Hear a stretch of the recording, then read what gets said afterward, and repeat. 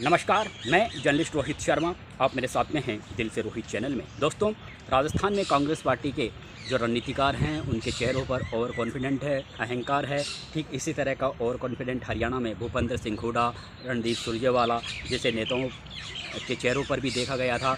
जब वो लगातार कह रहे थे कि इस बार हमारी कांग्रेस पार्टी की सरकार बनेगी, लेकिन उनका अहंकार, उनका ओवर कॉन्फिडेंट धरा रह गया। और कुछ इसी तरह का अहंकार और ओवर कॉन्फिडेंट राजस्थान में कांग्रेस पार्टी के नेताओं पर नज़र आने लगा है। अब ये तो चुनावों के नतीजे बताएंगे कि उनका ये ओवर कॉन्फिडेंट बरकरार रहेगा या फिर टाई टाई फिस होगा। लेकिन इतना ज़रूर है कि कांग्रेस पार्टी ने लंबी जद्दोजहद और लंबे दिनों के इंतज़ार के बाद में जब उम्मीदवारों की घोषणा की, तो उसमें कुछ सीटें ऐसी थी जिनमें उम्मीदवारों का नाम देखकर लोग अचंभित हो गए और अब तक चर्चा कर रहे हैं। और उन्हीं में से एक नाम है कस्तूरचंद मीणा का, जो देवली उनियारा से कांग्रेस पार्टी के उम्मीदवार घोषित किए गए हैं। अब आप देखिए, कस्तूरचंद मीणा को ना तो वहाँ के कोई लोकल आदमी ज़्यादा जानते हैं, ना ही कांग्रेस पार्टी के जो कार्यकर्ता हैं, नेता हैं, ज़मीनी स्तर पर जो काम करते हैं गाँवों में, ढाणियों में, वो भी कस्तूरचंद मीणा को नहीं जानते, क्योंकि उन्होंने कांग्रेस पार्टी के संगठन में कोई बड़ा काम किया नहीं। इसी तरह से मीडिया जगत से जुड़े लोग भी उनके बारे में कोई ज़्यादा जानकारी नहीं रखते हैं। हालांकि अब ज़रूर मीडिया जगत से जुड़े लोग जानकारी रखने लगे हैं। जाहिर सी बात है, कैंडिडेट है तो चाहे जानकारी तो रखेंगे ही। बताया जा रहा है कि वे हिंदुस्तान जिंक लिमिटेड में बड़े पद पर प्रशासनिक अधिकारी थे। अब कहा यह भी जा रहा है कि जो स्थानीय सांसद हैं हरीश मीणा, उनकी अनुशंसा पर कस्तूरचंद मीणा को टिकट दिया गया है। अब कस्तूरचंद मीणा इस सीट को बरकरार रख पाएंगे या नहीं रख पाएंगे, ये तो चुनाव के नतीजे बताएंगे। लेकिन अब राजनीतिक गलियारों में ये चर्चा होने लगी है कि जो यहाँ के सांसद हैं हरीश मीणा, उनके दोनों हाथों में लड्डू हैं। ये दोनों हाथों में लड्डू, भले ही उनके बेटे हनुमंत मीणा को टिकट नहीं मिला हो, लेकिन फिर भी उनके दोनों हाथों में लड्डू बता रहे हैं जानकार लोग, जो राजनीति के बारे में बारीकी की जानकारी रखते हैं, जो देवली उनियारा की राजनीति को अच्छी तरह से समझते हैं। राजनीतिक विश्लेषक भी मानते हैं कि उनके दोनों हाथों में लड्डू उस समय भी होते जब उनके बेटे हनुमंत मीणा को टिकट मिलता, और हो सकता है हनुमंत मीणा अगर चुनाव जीत जाते तो पिता सांसद, बेटा विधायक, दोनों हाथों में लड्डू। लेकिन हनुमंत मीणा को टिकट भी नहीं मिला, इसके बाद जो भी हरीश मीणा के दोनों हाथों में लड्डू बताए जा रहे हैं। अब ये बात समझ में नहीं आ रही कि उनके दोनों हाथों में लड्डू कैसे हैं, क्योंकि अगर कस्तूरचंद मीणा विधायक बन जाते हैं तो फिर उनके तो एक हाथ में ही लड्डू रहेगा, फिर दोनों हाथों में लड्डू कहाँ से हो गए। लेकिन राजनीतिक विश्लेषकों का कहना है कि हरीश मीणा की निगाहें अगले 4 साल बाद में जब विधानसभा चुनाव होंगे उस पर अभी से टिकी हुई है। वे आगे की स्थिति को ध्यान में रखते हुए वर्तमान में वे राजनीति कर रहे हैं। खुद सांसद हैं, पूरे 5 साल तक सांसद रहेंगे, लेकिन वे ये भी जानते हैं कि आने वाले समय में सचिन पायलट के नेतृत्व में ही राजस्थान में विधानसभा चुनाव होगा। और राजस्थान में एक परिपाटी है कि हर 5 साल में, लंबे समय से ये परिपाटी बनती आई है कि हर 5 साल में विधानसभा चुनावों में पब्लिक चेंज कर देती है सरकारों को, यानी एक बार बीजेपी, एक बार कांग्रेस। तो इस बार अगर बीजेपी की है तो अगली बार में कांग्रेस पार्टी की सरकार बनेगी। इस तरह की भावनाएं हैं कांग्रेस पार्टी के नेताओं में भी। कांग्रेस पार्टी ये सोचकर चलती है कि जब सचिन पायलट को आगे कर कांग्रेस पार्टी चुनाव लड़ेगी तो निश्चित रूप से सचिन पायलट मुख्यमंत्री बनेंगे, और मुख्यमंत्री बनेंगे तो अगर हम विधायक चुन लिए जाते हैं तो फिर हमारा भी मंत्री पद में नाम रहेगा, मंत्रिमंडल में नाम रहेगा। तो लोग अभी से अगले 4 साल बाद जो विधानसभा चुनाव होंगे उसकी प्लानिंग अभी से करने लगे हैं, जो एक तरीके से कांग्रेस पार्टी के जो वरिष्ठ नेता हैं, स्थायी नेता हैं, जो सचिन पायलट के काफ़ी करीबी हैं, उनकी प्लानिंग अगले विधानसभा चुनावों को देखते हुए अभी से उनकी प्लानिंग होने लगी है। तो ऐसी स्थिति में हो सकता है हनुमंत मीणा जब हरीश मीणा के बेटे हैं तो पार्टी ने कहा होगा कि भाई देखिए, यहाँ पर परिवारवाद की स्थिति बन जाएगी।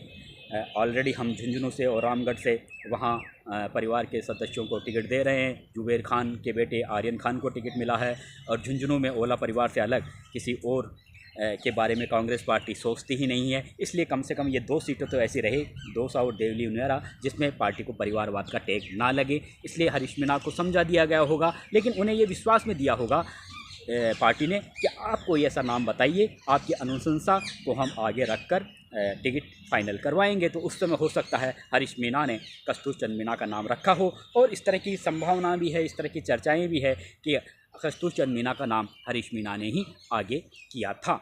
अब कस्तूर चंद मीणा का नाम ही आगे क्यों किया, ये भी एक देखने वाली बात होगी, क्योंकि यहाँ पर जो टिकटों की दावेदारी थी वो नमो नारायण मीणा भी कर रहे थे, राम नारायण मीणा भी कर रहे थे, नरेश मीणा भी कर रहे थे। नरेश मीणा ने तो ज़बरदस्त तरीके से अभी पिछले 2-3 दिन में जयपुर में भी बड़ी सभा की थी, देवली उनियारा में भी बड़ी सभा की थी, वे भी ज़बरदस्त तरीके से टिकट की दावेदारी कर रहे थे। लेकिन इन तमाम नेताओं को दरकिनार करते हुए नमो नारायण मीणा केंद्र में 2 बार मंत्री रह चुके हैं, हरीश मीणा के बड़े भाई हैं, लेकिन और एक साफ़ सुथरी छवि के राजनेता हैं, वित्त राज्य मंत्री रहे हैं केंद्रीय, और बहुत अच्छे इंसान बताए जाते हैं, काफ़ी काम करवाए हैं। लेकिन और टिकटों की दावेदारी में उनका भी नाम था, लेकिन कस्तूर चंद मीणा जिनके बारे में लोग जानते नहीं हैं, जिनके बारे में वहाँ के कांग्रेस के लोग नहीं जानते हैं, वहाँ की पब्लिक नहीं जानती है, आखिर फिर उनका ही नाम क्यों दिया। तो अब हर कोई ये कह रहा है कि कहीं कस्तूर चंद मीणा के खिलाफ कांग्रेस पार्टी में ही तो कोई बड़ा गेम नहीं हो रहा।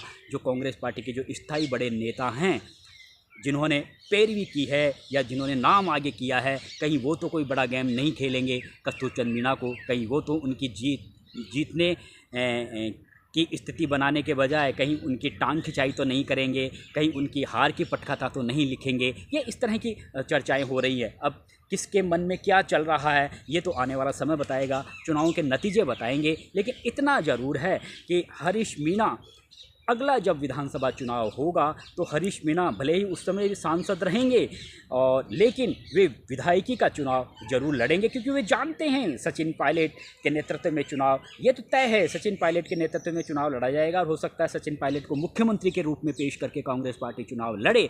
तो हरीश मीणा ये जानते हैं कि अगर सचिन पायलट के आगे रखकर चुनाव लड़ेंगे तो कांग्रेस पार्टी को राजस्थान में बहुमत नहीं मिलेगा, और फिर सचिन पायलट मुख्यमंत्री बनेंगे तो मंत्रिमंडल में मेरा नाम भी होगा। तो सांसदी में क्या रखा है, सांसद बनने में क्या रखा है, तो वो उनकी ठीक इसी तरह की प्लानिंग अभी से चल रही है। इसीलिए उन्होंने एक ऐसे शख्स का नाम टिकट के लिए आगे किया जिनको देवली उनियारा में कोई जानता ही नहीं। अब वो जीतेंगे हारेंगे, अब जीत तो उनकी तभी होगी जब देवली उनियारा के समस्त कांग्रेस पार्टी के कार्यकर्ता, चाहे छोटे कार्यकर्ता हो बड़ा कार्यकर्ता हो, क्योंकि वो तो एक बिल्कुल नया सा चेहरा हैं, अगर सब मिलकर अगर उनके लिए काम करेंगे तो हो सकता है वो सीट निकाल भी लें, और हो सकता है जब अगली जब विधानसभा चुनाव हो तो वो भी अपनी दावेदारी ठोकें, क्योंकि स्टैंडिंग विधायक रहेंगे।